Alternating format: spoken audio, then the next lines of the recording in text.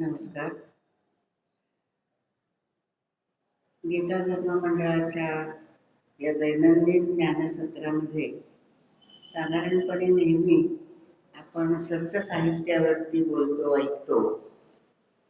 प्राधान्याने संत साहित्याविषयक चिंतन हेच इथे होतं. पण यावेळेला मी असा विचार केला की बऱ्याचशा संतांबद्दल बरेच वेळेला वेगवेगळ्या पद्धतीने तुमचं ऐकून झालेलं आहे. तर आपण पंडित कवी घ्यावे, कारण प्राचीन मराठी काव्य परंपरा किंवा काव्यधारा जर आपण पाहिली तर संत काव्य, पंत काव्य म्हणजेच पंडिती काव्य आणि शाहिरी वाङ्मय हे तीन ठळक टप्पे मध्ययुगीन कालखंडामध्ये आपल्याला दिसतात. म्हणजे साधारण 12व्या-13व्या शतकापासून 17व्या शतकापर्यंत पेशवाईच्या काळापर्यंत आपल्याला पेशवाईच्या काळामध्ये लावणे आणि पोवाडे. तर असा हा मराठी साहित्याचा जो काव्य प्रवास आहे त्याच्यातला मधला टप्पा म्हणजे पंतकाव्य किंवा पंडिती काव्य. आता यामध्ये कोणाकोणाची नावं येतात तुम्हाला सगळे माहीत आहेत. त्यात वामन पंडित आहेत, रघुनाथ पंडित आहेत, मुक्तेश्वर, मोरोपंत,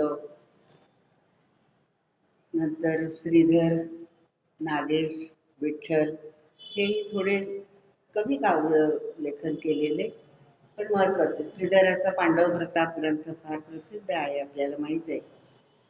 तर असे जे सगळे कवी होते या पंडित कवींमध्ये सगळ्यात महत्वाचे जर कोणी असतील तर मुक्तेश्वर, रघुनाथ पंडित आणि मोरोपंत हे तीन ठळक महत्वाचे आणि विशेष प्रभुत्व काव्यरचनेवर असलेले असे कवी होते. त्यापैकी मी रघुनाथ पंडित हा कवी आज निवडला. तसं बघायला गेलं तर रचना कमी आहे, पण त्याने नावलौकिक मुख्यतः मिळवला तो दमयंती स्वयंवर या त्यांच्या काव्यामुळे. नल दमयंती स्वयंवर ही कथा आपल्या सगळ्यांना माहीत आहे.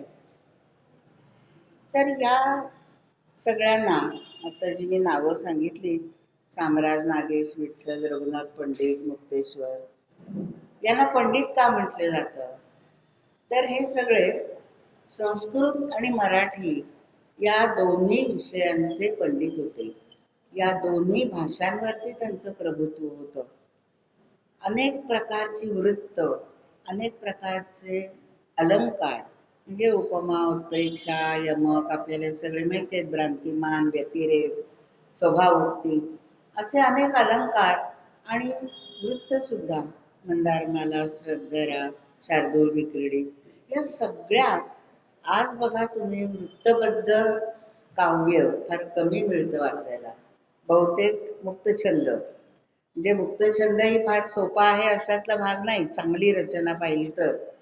पण वृत्तबद्ध लिहिणं हे खरोखरच अधिक कौशल्याची गोष्ट आहे, कारण त्याच्यासाठी भाषेवरती प्रभुत्व असायला पाहिजे. भाषेतला जो शब्दसंग्रह आहे तो ज्याच्याजवळ विपुल आहे तोच त्या ठराविक वृत्तामध्ये तो शब्द चपखल बसवू शकतो, वापरता येऊ शकतो. आणि पुन्हा त्यात एक सहजता असावी लागते. कृत्रिम ओढाताणीने पुलांनी वर्णन केलेलं आहे ना की टळाट खाली एक शब्द असेल तसा जुळवून यमक करणं वगैरे, तर त्याला काही अर्थ नसतो. त्यामध्ये एक सहजता, प्रवाहीपणा, अर्थ संपृक्तता असायला लागते. तेव्हा ह्या सगळ्याचं भान आणि ही एक प्रतिभेची ताकद ज्यांच्या जवळ आहे असे पंडित कवी होते. आणि त्यामुळे आणखीन एक यात थोडी अवघड, लोकांच्या दृष्टीने सोपी, की परिचित कथानकांवरती ते लिहित होते. म्हणजे सीता स्वयंवर असेल, रुक्मिणी हरण असेल, अर्जुन सुभद्रा विवाह असेल, अभिमन्यू वध असेल, सगळे रामायण महाभारत याच्यातले ठळक जे घटना प्रसंग होते, म्हणजेच जी आर्ष महाकाव्य ज्याला आपण म्हणतो.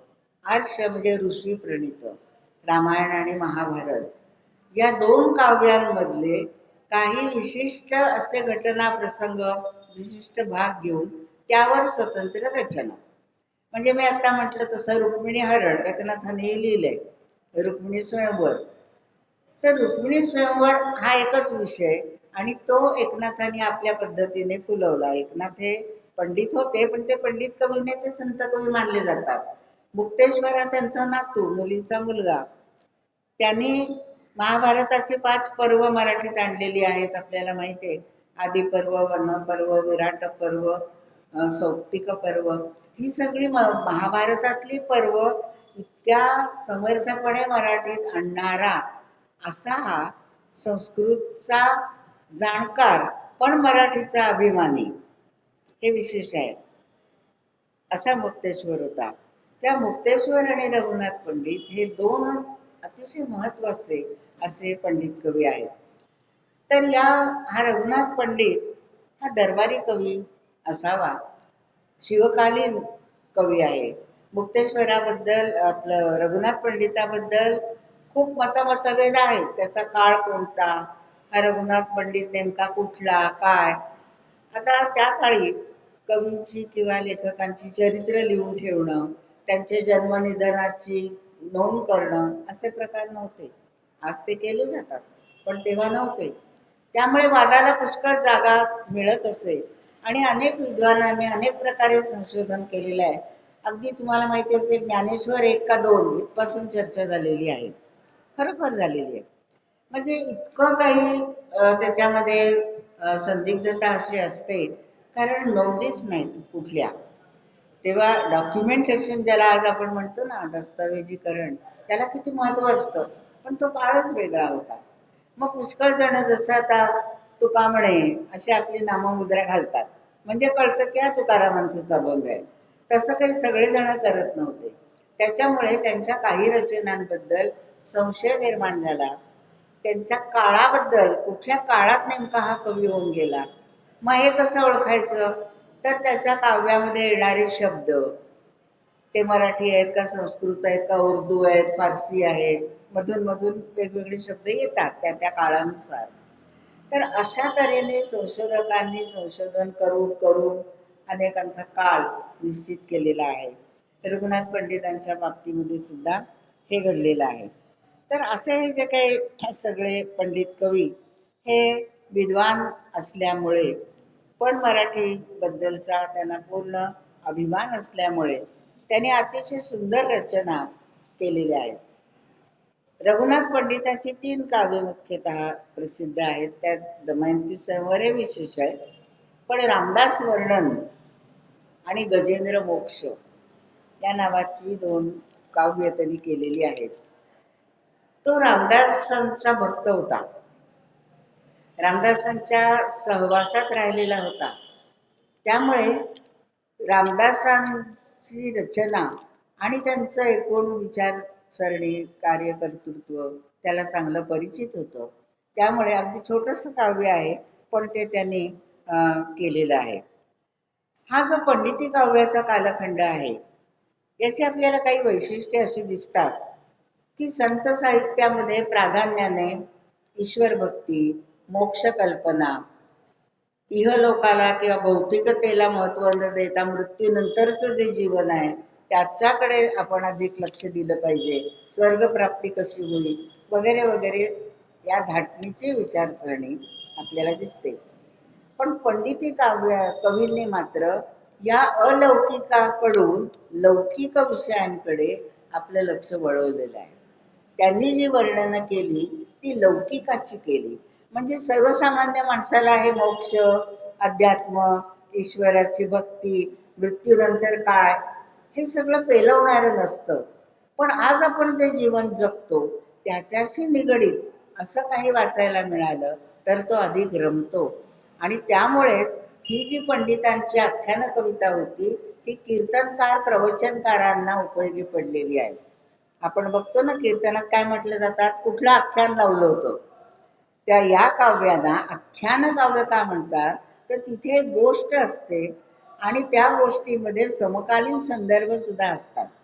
म्हणजे अगदी एकनाथांच्या रुक्मिणी स्वयंवरामध्ये सुद्धा हे दिसतं की वर्णन ते करता आहेत श्रीकृष्ण रुक्मिणी विवाहाचं, पण विवाह पद्धती, त्यावेळची वस्त्रप्रावरण, त्यावेळचे दागदागिने यांची वर्णन जी आहेत ते एकनाथ कालीन आहेत. तसं या कवींच्या बाबतीतही झालेलं दिसतं.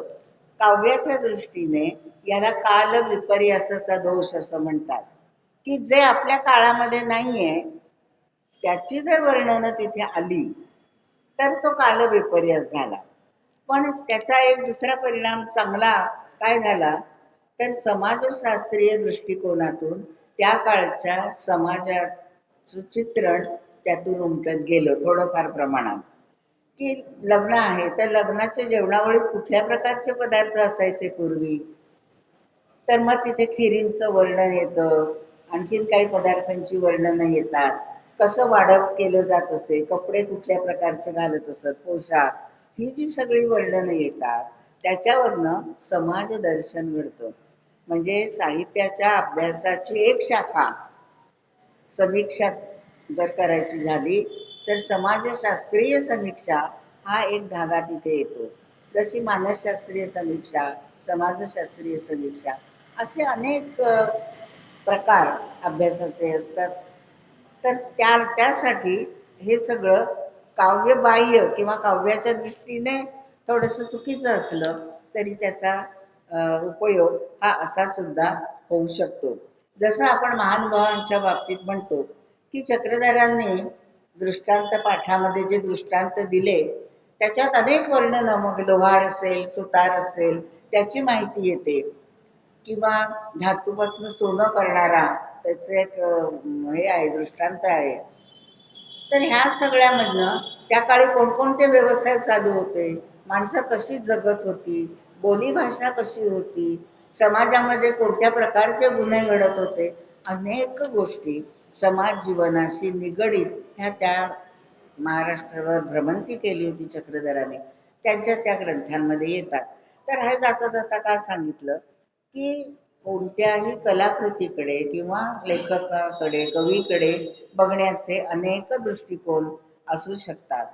तर वेगवेगळ्या पद्धतीने अभ्यास आपल्याला या सगळ्याचा करता येतो. तर मुद्दा माझा असा होता की रामायण आणि महाभारत ही जी आर्ष महाकाव्य म्हणजे ऋषी प्रणीत व्यास आणि वाल्मिकींनी लिहिलेली, त्याच्यातला ठराविक कथाभाग निवडून ज्यांनी आपल्या काव्याची स्वतंत्रपणे रचना केली ते आख्यान, ते आख्यान काव्य किंवा ते स्वयंवर काव्य.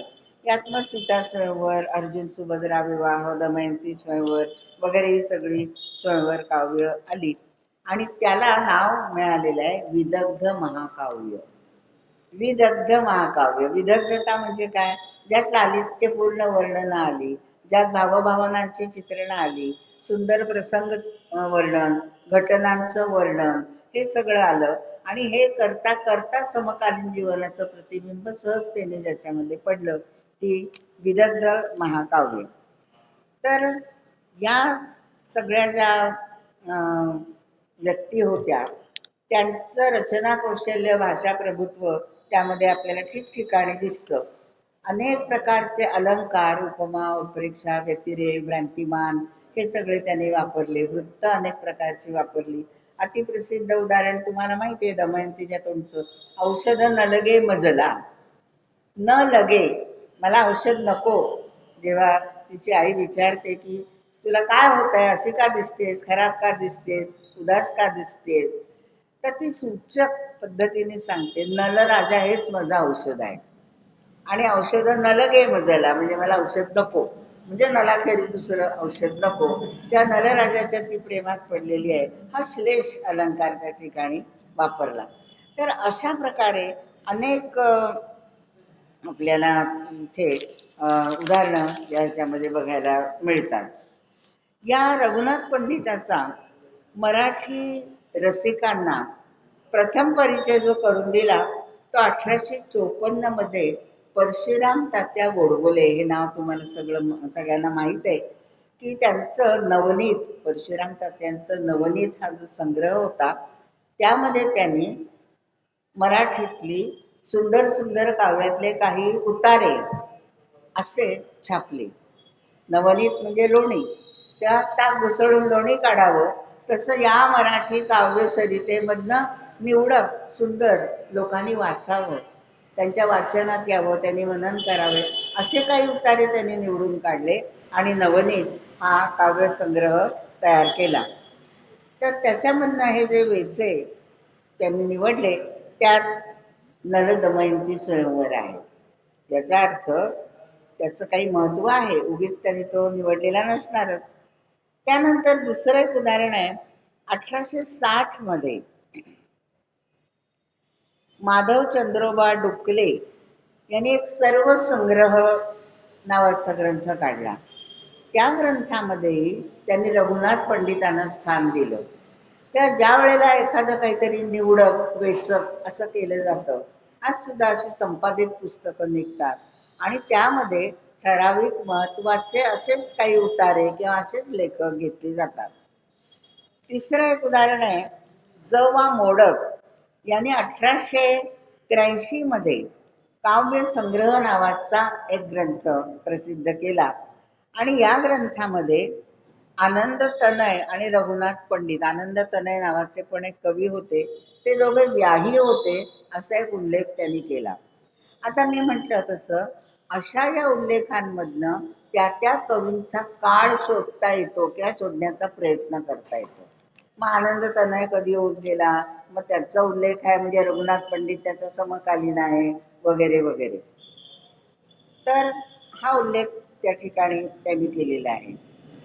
विका राजवाडे हे एक मोठे इतिहास संशोधक आपल्याला माहिती आहे. हे 1900 मध्ये तंजावरला गेले, त्यावेळेला त्यांना रघुनाथ पंडितांबद्दल थोडी माहिती मिळाली आणि रामदास वर्णन आणि गजेंद्र मोक्ष ही जी रघुनाथ पंडितांची 2 काव्य, ती काव्यही त्यांना सापडली. विका राजवाडे हे किती चिकित्सक, किती खोल अभ्यासक होते आपल्याला माहिती आहे इतिहासाच्या बाबतीमध्ये. म्हणजे त्यांनी जे म्हटलेलं आहे ना की एखादं चिटोर सुद्धा इतिहासाच्या दृष्टीने महत्वाचं असतं. रद्दीत सापडलेलं असेल ते, पण ते महत्वाचं असतं. कारण सत्य शोधन हे इतिहास संशोधकाचं कार्य असतं आणि अशा या व्यक्तीला हे ग्रंथ मिळाले. 1903-04च्या सुमाराला मळकर्णेकर, प सा मळकर्णेकर यांना कारवारला रघुनाथ पंडिताच्या काव्याची एक प्रत सापडली. आता अशा वेगवेगळ्या लोकांना वेगवेगळ्या ठिकाणी या प्रती सापडल्या आणि त्याने काही त्याच्यावरनं रघुनाथ पंडिताचा काळ शोधण्याचा प्रयत्न केला. तंजावरचा जो सरस्वती महाल ग्रंथ हे आहे, संग्रहालय आहे, मी 2दा त्या ठिकाणी गेलेली आहे. फार छान आहे आणि खूप जतन केलेलं आहे त्यांनी जुनं. तिथे मला रामदासांचा दासबोध दिसला. तो अर्थात तिथल्या भाषेत होता, तेलुगूमध्ये. आणि रामदासांचं एक मोठं तैलचित्र तिथे होतं, ते पण वेगळं होतं. आपण जे रामदास नेहमी बघतो तसं ते चित्र नव्हतं. म्हणजे रामदास तंजावरपर्यंत पोचले असावेत. हा रघुनाथ पंडितही तंजावरला गेलेला होता. तर ते तिथल्या पद्धतीने काहीतरी त्यांचं चित्र, म्हणजे डोक्यावरची काहीतरी वेगळीच टोपी आणि असं एक हे होतं. पण मला पण आश्चर्य वाटलं की इथपर्यंत रामदास पोचले आणि त्यांचा दासबोध हा ग्रंथ त्या काळामध्ये, आज आता भाषांतर भराभर होतात, आपण वाचतो की आमच्या याचं गुजरातीत भाषांतर झालं, हिंदीत झालं, कानडीत झालं वगैरे, पण त्या काळामध्ये झालं म्हणजे त्या ग्रंथाचं महत्त्व किती असेल. आणि रामदासांच्या बाबतीत महत्त्व असं की त्यांची भ्रमंती खूप झाली. महाराष्ट्रातही झाली, काही थोडी महाराष्ट्राच्या बाहेरही झाली. तेव्हा असे भ्रमंती करणारे प्रामुख्याने 2 संत कवी आपल्याला माहिती आहे. ते नामदेव पंजाबापर्यंत गेले आणि रामदास. तर इथपर्यंत त्यांचं हे सगळं कार्य पोचलेलं आपल्याला दिसतं. पण एवढंही असलं तरी रघुनाथ पंडिताच्या काळाबद्दल अकाप्रिय होळकर, दसी पंगू, राजोपाध्ये, वालावलकर वगैरे अनेकांनी अनेक प्रकारे मतं मांडलेली आहेत की त्याचा नेमका काळ कोणता. कोण त्याला शिवकालीन म्हणतं, कोणी काही म्हणतं. पण साधारणपणे 1650 ते 1720 असा त्याचा काळ मानलेला आहे. 1650 पासून 1720, म्हणजे हा शिवकालीन कवी आहे. त्याच्या रचनांवरून असं लक्षात येतं की तो राज दरबारामध्ये वावरलेला असला पाहिजे, कारण दरबारी पद्धतीचे काही उर्दू फारसी शब्द शिवकालांमध्ये किंवा बखरींमध्येही आपल्याला आढळतात. हे मिश्रण का झालं आपल्याला माहिती आहे. मुसलमानी आक्रमण होतं, ते दरबारामध्ये जाणं येणं होतं आणि त्यामुळे त्यांची जी भाषा, त्याचा जो अपरिहार्य थोडाफार परिणाम झाला, तर तो त्यांच्या लेखनामध्ये सुद्धा आपल्याला आलेला दिसतो. म्हणजे भाषेची सरमिसळ ही कशी होते हे आपल्या लक्षात येतं. या रघुनाथ पंडितांनी जे 3 आत्ता मी ग्रंथ सांगितले, रामदास वर्णन, गजेंद्र मोक्ष आणि दमयंती स्वयंवर, हे याच क्रमाने लिहिलेले असले पाहिजे. रामदास वर्णन हे अगदी 11 श्लोकांचं लहानसं काव्य आहे. पण या काव्यामध्ये रामदासांविषयीचा अत्यंतिक आदरभाव त्यांनी व्यक्त केलेला आहे. वसंत तिलका वृत्तामध्ये हे रचलेलं आहे. रामदासांचा सहवास त्यांना मिळालेला आहे आणि रघुनाथ पंडित रामदासांना गुरु मानत होते. ह्या सगळ्या घटना काव्याच्या इतिहासाच्या दृष्टीने अतिशय महत्त्वाच्या आहेत. ती त्यांची भूमिकाही त्यांनी मांडलेली आहे. तो मी स्तवीन निज सद्गुरु वाग्विलासे. या निज सद्गुरु, माझे सद्गुरु रामदास असं ते म्हणतायत आणि या लेखनामागची माझी भूमिकाच मुळी ही आहे. गजेंद्र मोक्ष हे आख्यान आपल्याला बहुतेकांना माहीत आहे की भागवताच्या अष्टम स्कंधामध्ये 3ऱ्या अध्यायामध्ये गजेंद्र मोक्षाचं हे आख्यान येतं आणि या आख्यानावरती वेगवेगळ्या प्रकारे रचना केल्या गेलेल्या आहेत. रघुनाथ पंडितांनी 58 श्लोकामध्ये आणि विविध वृत्त वापरून हे काव्य लिहिलेलं आहे.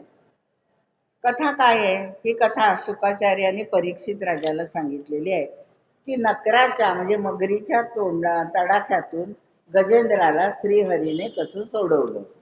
ही ती कथा आहे, बहुतेकांना ती माहीत आहे. मग ही परिचित कथा, त्याचं वर्णन करण्यामध्ये रघुनाथ पंडिताचं कौशल्य कुठे दिसतं? तर ही कथा ज्या परिसरामध्ये घडते, आज आपल्याला आपण कौतुक करतो निसर्ग वर्णनपर काव्याचं वगैरे, पण ज्या काळामध्ये मराठी कविता इतकी मोठी किंवा प्रगल्भ झालेली नव्हती, त्या काळामध्ये या पंडित कवींनी अप्रतिम अशी वर्णनं केलेली आहेत की त्रिकुट पर्वत आणि त्याच्यावर असलेलं सरोवर, वृक्ष, वेली, अरण, या सगळ्या परिसराचं वर्णन, तो परिसर तो जिवंत करतो. आधुनिक साहित्यिकांचा अभ्यास करताना सुद्धा आपण हा मुद्दा लक्षात घेतो की वातावरण निर्मिती, त्या परिसराबद्दलची माहिती आणि त्यांची सुंदर वर्णनं. सुरुवातीला तो विष्णूला नमन करतो, नंतर मग या सगळ्याचं वर्णन येतं. ऋतुपाख्य उपवन नावाचं एक उपवन त्या पर्वतावर होतं. मग तिथली कमळं, त्या कमळावर बसलेले भुंगे यांचं वर्णन तो करतो. आणि तिथे एक सरोवर होतं त्या त्रिकुटा पर्वतावर. तिथे एक पर्वतावर राहणारा गजेंद्र, मदोन्मत्त हत्ती, आपल्या सगळ्या कुटुंबियांना घेऊन सरोवरावरती पाणी प्यायला आला आणि मगरीने त्याचा पाय गच्च पकडला. त्या मगरमिठीच आपण म्हणतो ना, त्यातनं सोडवून घेणं स्वतःला त्याला अशक्य झालं. त्याने झुंज दिली, त्याचंही वर्णन येतं. फार द्वेषाने तिने पकडलेलं होतं, पण शेवटी त्या गजेंद्राला विष्णूचा धावा करायला लागला की आता मला सोडव. आता एवढ्या मदोन्मत्त हत्तीला विनवणी करायला लागते परमेश्वराची. तर हा जो गजेंद्र होता, हा कोण होता? पूर्वजन्मी तो द्रविड देशामधला पांड्य प्रांतातला इंद्रद्युम्न नावाचा राजा होता. कथा आहे, प्रत्येक ह्याच्यामध्ये कथा आहे. आणि हा राजा एके दिवशी ध्यानधारणा करत होता, मौन त्यांनी पाळलेलं होतं आणि असा ध्यानस्थ बसलेला असताना अगस्त्य मुनी तिथे आले. त्यांना मुनी म्हणायचं, सगळं काम क्रोध लोभ मोह जिंकलेले, पण त्यांचा अपमान झाला की ते भडकतात, हे आपण वाचतो नेहमी. हा ध्यानस्थ बसलेला आहे, मौनामध्ये आहे, त्यामुळे तो दखल घेऊ शकत नाही त्यांची. आणि अगस्त्य मुनी संतापले की मी आलोय आणि माझा आदरातिथ्य करत नाहीये, मला मान देत नाहीये. आणि ते पाहून त्यांनी त्याला शाप दिला की तू उन्मत्त हत्ती होऊन रानावनामध्ये हिंडत राहशील. मग हा भानावर आला आणि त्याने उशाप मागितला, क्षमा मागितली. तेव्हा विष्णू तुझा उद्धार करेल असा त्याने उशाप दिला आणि मग तो गजेंद्र मुळात होता तसा राजा झाला. तर अशी ही कथा आहे. आता अशा प्रकारच्या ह्या कथा महाकाव्यांचा आदर्श ठेवून ज्यांनी ज्यांनी लिहिल्या त्याच्यामध्ये हा रघुनाथ पंडित श्रेष्ठ आहे असा निर्वाळा विष्णूशास्त्री चिपळूणकर आणि वि. ल. भावे यांनी दिलेला आहे. निबंध मालाकार चिपळूणकर आपल्याला नाव माहिती आहे. त्याला मराठी भाषेचे शिवाजी असं म्हटलं जातं, पण ते नेमकं कोणी म्हटलंय याचा संदर्भ मला तरी सापडलेला नाही. त्याचा अर्थ एवढाच आहे की अत्यंत उत्तम असं निबंध लेखन त्यांनी इथे केलेलं आहे. पुष्कळ उत्तम आहे, भाषा अर्थात त्या काळातली आहे. आणि वि. ल. भावे महाराष्ट्र सारस्वत हा त्यांचा फार मोठा महत्वाचा ग्रंथ, की या हे इतिहास संशोधकही होते आणि त्यांनी ही सगळी त्या वेळेला एवढ्या मोठ्या ग्रंथामध्ये ही सगळी माहिती लेखरूपाने लिहून ठेवलेली आहे संतांची. तर या दोघांनी रघुनाथ पंडिताचं कौतुक केलेलं आहे की रघुनाथ पंडित हा असा एक श्रेष्ठ असा पंडित कवी होता. आता या काव्याची प्रेरणा कुठली होती, तर जी संस्कृत मधली पंचमहाकाव्य आहेत त्यामध्ये श्रीहर्षाचं हर्षचरित हे एक पंचकाव्य आहे, तुम्हाला माहिती आहे. कालिदासाचं शाकुंतल आणि ऋतुसंहार, श्रीहर्षाचं हे नैषधीय चरित, शिशुपालवध माघाचं, नंतर भारवीचं एक, अशा प्रकारे ही जी पंचमहाकाव्य म्हटली जातात. तर त्याच्यापैकी या नैषधीय चरित्राचा त्यांनी समोर आपल्या आदर्श ठेवलेला होता. आता या कथेचा मूळ उगम कुठे दिसतो, या सगळ्या कथा कुठून कुठून कुठून झिरपत आलेल्या आपल्याला दिसतात पहा. तर धर्मराजा हा द्यूतामध्ये हरला, आपल्याला माहिती आहे. तो द्यूत खेळायला बसला, हरला आणि अर्थात अत्यंत दुःखी झाला, कारण त्यांना द्रौपदी सुद्धा पणाला लावावी लागली. तर अशा दुःखी मनस्थितीमध्ये त्याने विचारलं बृहदश्व ऋषींना की माझ्या सारखा किंवा माझ्याहूनही दुःखी असा कोणी राजा तुम्ही पाहिलात का हो? म्हणजे काय प्रसंग माझ्यावर ओढवला, असं अत्यंत दुःखाने त्याने विचारलं. आणि मग त्यांनी, होय राजा, तुझ्याहूनही दुर्दैवी, तुझ्याहूनही ज्याने क्लेश भोगले असा एक राजा होऊन गेला. तो कोण? तर नलराजा. त्याची कथा त्या बृहदस्व मुनींनी धर्मराजाला सांगितलेली आहे. त्या महाभारताच्या वनपर्वामध्ये 50 ते 77 या 28 अध्यायात ही कथा आलेली आहे. महाभारतामध्ये अनेक घटना, म्हणजे आपण अरण्यच म्हणतो त्याला, अनेक घटना, व्यक्ती, प्रसंग आणि सर्व प्रकारच्या व्यक्ती, म्हणजे मनाने अतिशय चांगल्या, उदात्त, निर्मळ अशा पराक्रमी अशाही व्यक्ती आहेत आणि अतिशय दुष्ट, क्रूर, कपटी अशाही व्यक्ती आहेत. थोडक्यात म्हणजे मानवी जीवनाचं किंवा मानवी मनाचं चित्रण, जी संमिश्रता व्यामिश्रता मानवी जीवनात असते ती आपल्याला महाभारतात दिसते. रामायण तसं नाहीये. रामायण हे आदर्श, श्रीराम आदर्श एक व्यक्तिरेखा आहे, त्यामुळे एक सरळ सोट असं ते काव्य आहे. पण महाभारत हे अरण्यासारखं आहे. अनेक कथा उपकथानक त्याच्यामध्ये आहेत अनेक प्रकारच्या व्यक्ती आहेत आणि त्या त्या प्रसंगामध्ये ती ती माणसं का वागली तशी, कशामुळे वागली, मग शाप उशाप आले, अनेक त्याच्यामध्ये कथा आल्या. असं करत करत एक विराट दर्शन मानवी जीवनाचं महाभारतामध्ये आपल्याला दिसतं. तर अशी ही कथा महाभारतात आहे आणि नैषधीय चरितामध्ये म्हणजे श्रीहर्षाच्या 22 सर्ग या कथेला लिहिलेले आहेत. हा नलराजा कोण होता? हा वीरसेनाचा पुत्र होता. हा वीरसेन राजा आणि विदर्भाचा राजा भीमक याची मुलगी दमयंती.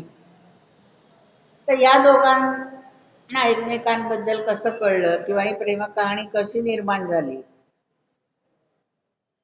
तर काही ब्राह्मणांच्या तोंडून दरबारामध्ये नलराजाने दमयंतीच्या सौंदर्याचं वर्णन ऐकलं आणि तो मोहित झाला की कोण ही कन्या, काय. दमयंतीच्या बाबतीत दमयंतीचा परिचय नलाला अशा प्रकारे झाला आणि हा नल थोडासा अस्वस्थ होऊन मृगयेला निघाला आणि वनामध्ये हिंडता हिंडता एका सरोवराच्या काठी आला. तिथे काही हंस पोहत होते. त्यातला एक सुवर्णाचे पंख असलेला, फार सुंदर वर्णन केलंय, हंस होता. तो त्याला पकडायला गेला आणि त्यावेळेला त्याने विनवणी केली की मला तू पकडू नको, मला सोडून दे, मी कधी ना कधीतरी तुझ्या उपयोगी पडेल. आणि त्याचा तो श्लोक अतिशय प्रसिद्ध असा श्लोक आहे. आणि यांनी तो कसा होता हंस याला दिसला सरोवराच्या काठी नलराजाला, त्याचं एक स्वभावोक्ती अलंकाराचं सुंदर वर्णन रघुनाथ पंडितांनी केलेलं आहे. त्यातील एक कलहंस तटी निजेला, त्यातलाच एक हा हंस किनाऱ्यावरती झोपला होता. जो भागला जलविहार विशेष केला, खूप जलविहार करून जो दमला आणि जरा काठावरती विसावला. पोटीच एक पद लांबविला दुजा तो, एक पाय असा पोटाशी घेतलेला आहे आणि एक पाय लांब केलेला आहे. किती दृश्यात्मकता या वर्णनात आहे पहा. पक्षी तनू लपवी भूप तया पाहतो, तर आपलं शरीर असं आक्रसून घेऊन असा पहुडलेला आहे आणि हा राजा त्याला पाहतो आहे. तर हा सुवर्णाचा पंख असलेला इतका सुंदर असा पक्षी त्याला तो पकडायला जातो आणि तो सांगतो की मला तू पकडू नको, मी कधी ना कधीतरी तुझ्या उपयोगी पडेल. हे स्वभाववाक्य अलंकाराचं जसं आता एक वर्णन वाचलं तसं एक अप्रतिम माझा अतिशय लाडका असा श्लोक आहे. भृंगे विराजित नवी अरविंद पत्रे, पाहोनी मानोनी तिचीच विशाल नेत्रे, घालीन अंजन अशा मतीने तटाकी, आहा वृथा उतरलो भिजलो विलोकी. काय म्हणतोय नलराजा की त्यांनी त्या सरोवरामध्ये अरविंद पत्रे म्हणजे कमळाची पानं पाहिली. ती पानं कशी, ज्याच्यावर भुंगे बसलेले आहेत, ती बघून त्याला काय वाटलं की तिचीच विशाल टपोरे असे डोळे आहेत, नेत्र आहेत. मग त्या डोळ्यामध्ये आपण अंजन घालावं, काजळ घालावं असं म्हणून तो खाली उतरला. पण तिथे काय होतं, तळ होतं, पाणी होतं. त्यामुळे भिजलो विलोकी, अरे रे उगाच उतरलो आणि तलावामध्ये मी भिजलो. हे भ्रांतिमान अलंकाराचं उदाहरण आहे. म्हणजे त्याला भ्रांती काय झाली, भुंगे बघून की हे जणू काही दमयंतीचे डोळे आहेत. त्या इतका कल्पना विलास आपल्या कवितेतनं वृत्तबद्ध रीतीने मांडणं ही खरोखरच मोठी कौशल्याची अशी गोष्ट होती. असं रघुनाथ पंडिताने उपमा, उत्प्रेक्षा, भ्रांतिमान, व्यतिरेक अनेक तऱ्हेचे अलंकार वापरलेले आहेत. आणि सगळ्यात एक कौतुकास्पद बाब आज विचार करताना वाटतं की हंस प्राणी त्याला मानवी मन आणि तो बोलतोय, त्याला वाणी देणं, ही कल्पना त्या काळामध्ये सुचणं हा विशेष आहे. खरोखरच विशेष आहे की एका पक्षाला आपल्या भावना व्यक्त करता येतोय, तो त्याला मदत करण्याचा हे देतोय, आपली व्यथा सांगतोय, का मला तू पकडू नकोस. तो पकडायला गेलेला आहे नल हंसाला, आणि तो काय सांगतोय, म्हातारी उडता नयेची तिजला, माता मदिया अशी, कांता काय वदो नवप्रसवती, साता दिसांची तशी. माझ्या घरी माझी म्हातारी आई आहे, तिला उडता येत नाही. पत्नी आहे ती 9 दिवसांची, 9 दिवसांपूर्वी प्रसूत झालेली आहे. दोघींची त्याला किती काळजी आहे पहा. पाहता त्या उभयांचं मी, त्या दोघींची जबाबदारी माझ्यावर आहे, आणि मला माझे दैव माझा घात करायला टपलेला आहे की काय असं वाटतंय. हाता माझी नृपा तुझ्या गवसलो, किती दुर्दैव की अशा घरात अशी परिस्थिती असताना मी तुझ्या हातात सापडलोय आणि तू आता मला पकडायला निघालायस. तर माझ्या घरामध्ये असं असं आहे, त्या मला तू पकडू नकोस, अशी विनवणी हंस करतो.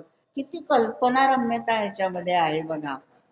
ते हंस बोलतोय, घरातली परिस्थिती सांगतोय, आणि मी तुझं काही ना काहीतरी नक्की भलं करीन. तर या सगळ्या अलंकारिक वर्णनामागे रचनेवरचं, शब्दांवरचं केवढं प्रभुत्व रघुनाथ पंडिताचं. या भावना अशा व्यक्त करणं, वृत्तबद्ध रीतीने व्यक्त करणं सोपं नाही. वसंत तिलका, शिखरिणी, शार्दूल विक्रीडित, मानिनी, स्त्रग्धरा, कितीतरी वृत्त त्यांनी वापरलेली आहे. आणि सुभाषितांची पखरण आहे. कठीण समय येता कोण कामासी येतो, अति प्रसिद्ध आहे. की हंसाला नलाने पकडलं, अनेक हंस पोहत होते, पण याला पकडलेलं बघितल्यावर त्याचे सखे सगळे सुट्टी पळून गेले, लांब गेले. मग तिथे ओळ येते, कठीण समय येता कोण कामास येतो. एरवी मित्र असतात, मजा करायला सगळेच असतात, पण ज्या वेळेला संकट येतं त्यावेळेला जो आपल्या बरोबर असतो तो आपला खरा मित्र किंवा मैत्रीण असते. आणि इतर वेळेला कोणीही येऊ शकतं, त्याला काही काहे लागत नाही, फार मनाचं मार्दव लागत नाही. तर याला तोच अनुभव आला की ह्याच्यावर संकट आल्याबरोबर सगळे पळून गेले आणि हा बिचारा सापडला. आणि अशा वेळेला मग स्वतःचं संरक्षण स्वतः करणं, तो तर काही त्याच्याशी लढू शकत नव्हता, तो एवढासा पक्षी, हा एवढा मोठा राजा, म्हणून त्याने विनवणी केली आणि करुणा भाकली की अशीशी माझ्या घरची परिस्थिती आहे. तर हे जे सगळं दमयंती स्वयंवरामध्ये आपल्याला वर्णन दिसतात, भाषाशैली दिसते, या संपूर्ण भाषेला एक डौल आहे. अनेक तऱ्हेचे प्रसंग, घटना या वर्णन करत असताना भाषा वाकवणं ज्याला म्हणतो ना आपण, ती रघुनाथ पंडितामध्ये आपल्याला दिसते. आणि परत हे वृत्तबद्ध रीतीने करायचं आहे. मनोरंजनात्मक वाचनीयता त्या काळाच्या निकषांवरती विविध वृत्त आणि अलंकार यांचा भरपूर वापर.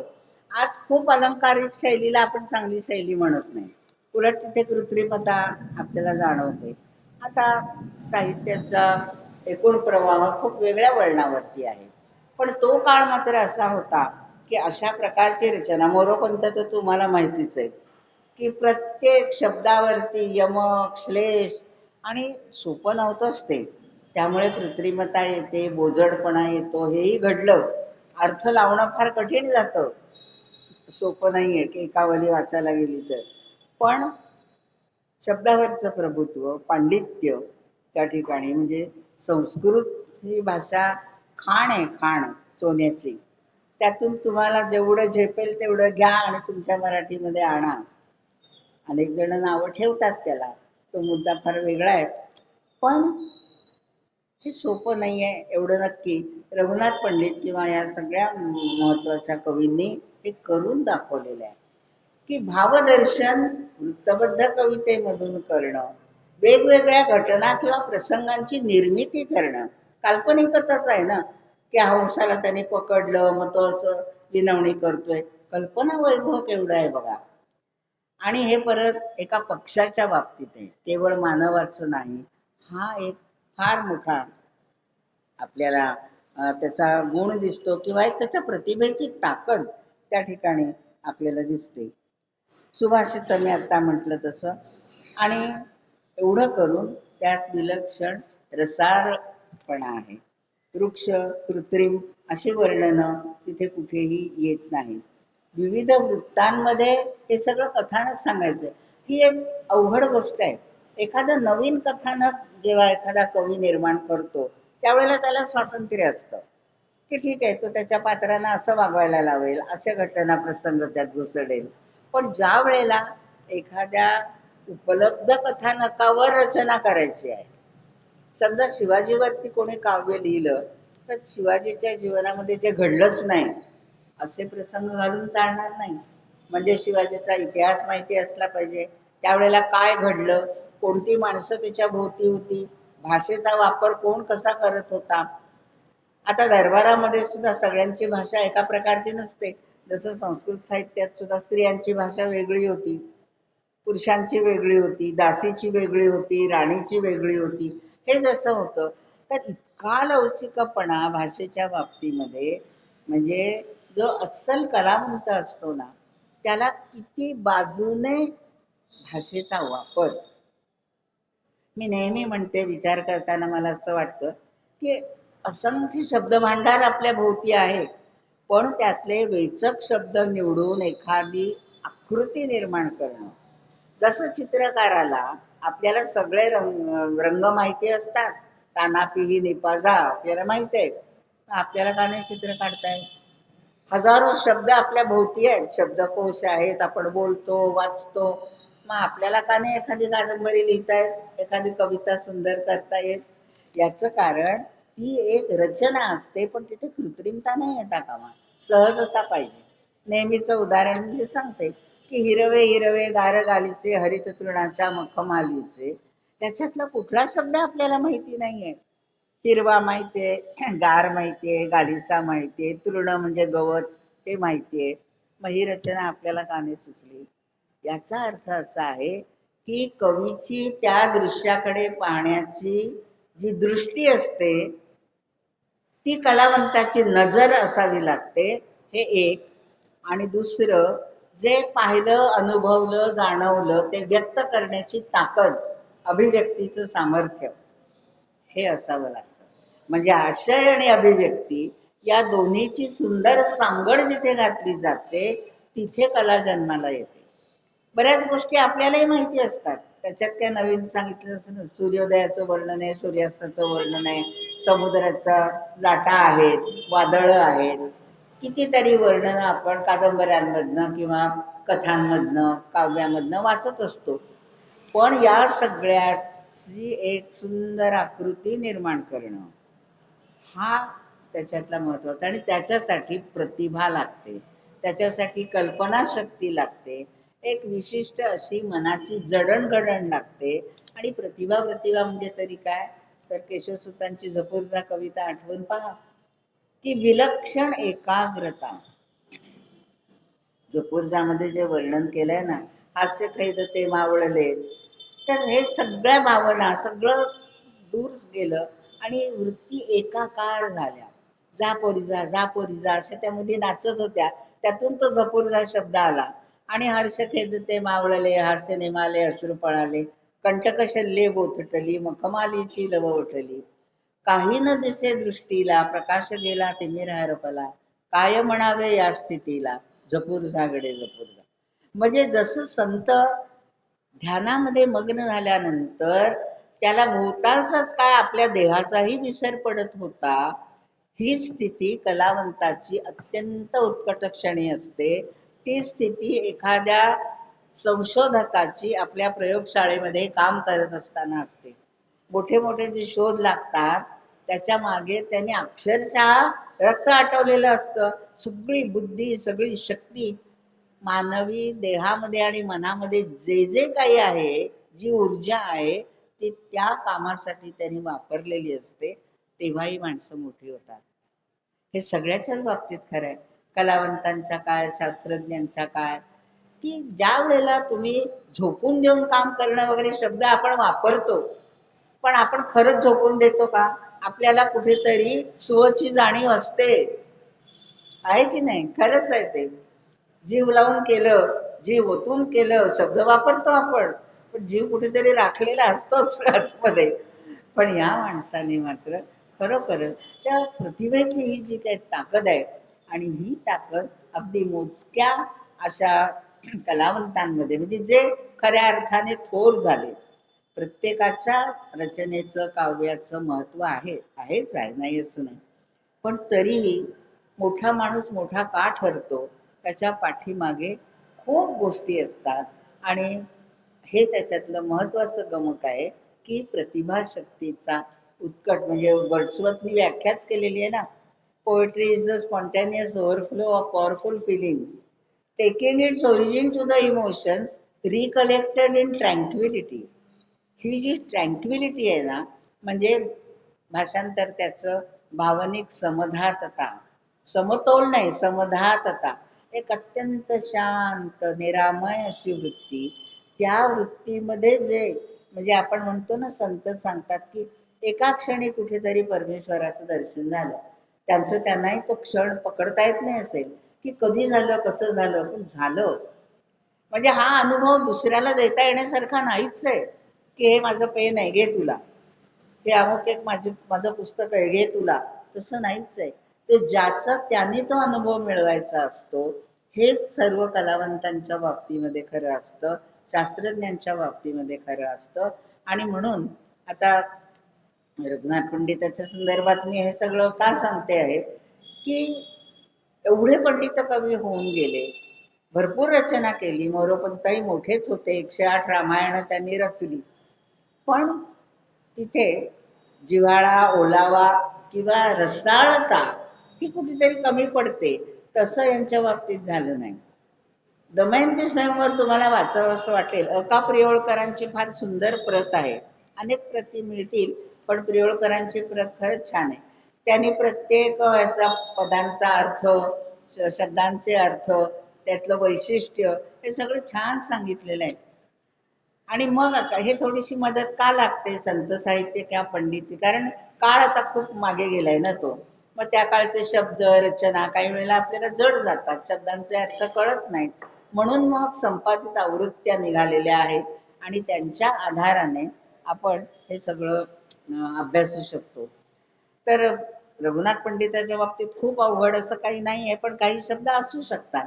आणि काही वेळेला वृत्तबद्ध रचना करताना थोडेसे वेगळे शब्द सुद्धा त्याच्यामध्ये त्यांना घालावे लागतात. तर असं हे अत्यंत रसाळ, सुंदर, म्हणजे ज्यात व्यक्तिचित्रण आहे, ज्यात निसर्ग वर्णन आहेत, सुंदर असे निसर्ग वर्णन आहेत. परिणाम स्पष्ट दिसतो संस्कृत महाकाव्यांचा. सरोवरांची वर्णनं, पर्वतांची वर्णनं, कमळाची फुलं आहेत, भुंगे आहेत, हरणं आहेत, हे सगळं एक प्रकारे सांकेतिकच वर्णन आहे. पण तो काळ जर लक्षात घेतला, तर त्या काळामध्ये हे सगळं त्यांच्या पुढे होतं. कुठलाही कवी एकदम आभाळातनं टपकतच नाही. प्रत्येकाच्या पाठीमागे एक परंपरा असते, आणि त्या परंपरेचा एक धागा, अगदी आजचे कवी जरी घेतलेत तरी तुम्हाला कुठेतरी तिथे बालकवी दिसतात, कुठेतरी मर्ढेकर दिसतात, कुठे विद्या दिसतात. का जाणवतं, झटकन जाणवतं, की अरे हा प्रभाव कुठेतरी या कवीचा आहे. म्हणजे केवळ वाचन केलंय म्हणून नाही, परंपरेचा कळत नकळत हा प्रभाव असतो, आणि त्याच्यामधनंच हळूहळू स्वत्व सापडत जातं कवीला किंवा लेखकाला. सुरुवातीला थोडं अनुकरण असेल, काही कल्पना त्याच येतील, त्यांच्या स्वतःच्या काव्यामध्ये सुद्धा येतात. गजेंद्र मोक्षातल्या काही कल्पना दमयंती स्वयंवरामध्ये आपल्याला असं होतं. पण तरी सुद्धा प्रतिभेचं जे प्रतिक्षणय नवताम उपैती तदैव रूपम रमणीयतायाः अशी व्याख्या केलेली आहे, की प्रतिभा म्हणजे काय, क्षणोक्षणी काहीतरी नवीन सुचतं. हे नवीन म्हणजे काय, जे अस्तित्वात आहेच, पण त्याच्यातनं काहीतरी नवीन सुचतं. मुळामध्ये हे सगळं अस्तित्वात असतंच. एखादा दगड असतो, पण मूर्तिकार त्याच्यातनं मूर्ती कोरतो. सारेगम पधनिसा सूर असतात, सगळ्यांना माहिती आहे. पण आपण नाही ना लता अशा. लता ती लताच. सूर तेच आहेत, रंग तेच आहेत, साहित्य तेच आहेत. पण त्याच्यामधनं हे निर्माण करण्यासाठी जी प्रज्ञा आणि प्रतिभा लागते ती वापरता येणं, हे या सगळ्या कवींचं मोठेपण होतं. आणि रघुनाथ पंडित का किंवा मुक्तेश्वर सुद्धा, सुरेख वर्णन आहेत मुक्तेश्वरामध्ये सुद्धा. हे त्यांना जमलं याचं कारण ती एक भाववृत्ती त्यांच्याजवळ होती. इतर पंडित कवींमध्ये जरा शब्दांचे खेळ आपल्याला जास्त दिसतात. नुसते एक वृक्ष वर्णन सपाट पातळीवरचं. आता एखादा निबंध कोणी लिहिला, एकाच विषय तोच असतो, पण एक जण नुसतं वर्णन करेल. समजा आपण मुलांना लहानपणी नाही का, सहलीचं वर्णन करा. मी पहाटे 5 वाजता उठलो, मग निघालो वगैरे पासून वर्णन. आणि एखादा त्या सहलीत तुम्ही काय अनुभव घेतला त्यावर लिहितो. महत्व कशाला आहे? कुठला अनुभव, कुठलं दृश्य तुमच्या मनावर ठसलं म्हणून ते हंसाचं तिथे वावरणं, आणि हंसाला हा पकडतो आहे, हंस त्याची करुणा भागतोय, हे आपल्या मनावर ठसतं. अप्रतिम. म्हणजे मला तर आजही फार आवडतं हे काव्य, की हे सगळं वाचताना त्याच्या कल्पनाशक्तीची झेप, त्याच्या वर्णनशक्तीची झेप केवढी होती. आणि ज्या वेळेला मराठी भाषा इतकी पुढारलेली, इतकी खूप संपन्न झालेली नव्हती. संस्कृतचा आधार बराचसा होता त्याला. आणि त्या काळामध्ये त्यांनी हे सगळं वर्णन केलेलं आहे. म्हणून दमयंती स्वयंवर हे महत्वाचं आहे. परिचित कथानक, मी आत्ता म्हटलं तसं परिचित कथानकातनं नवीन निर्माण करणं हे अधिक अवघड आहे.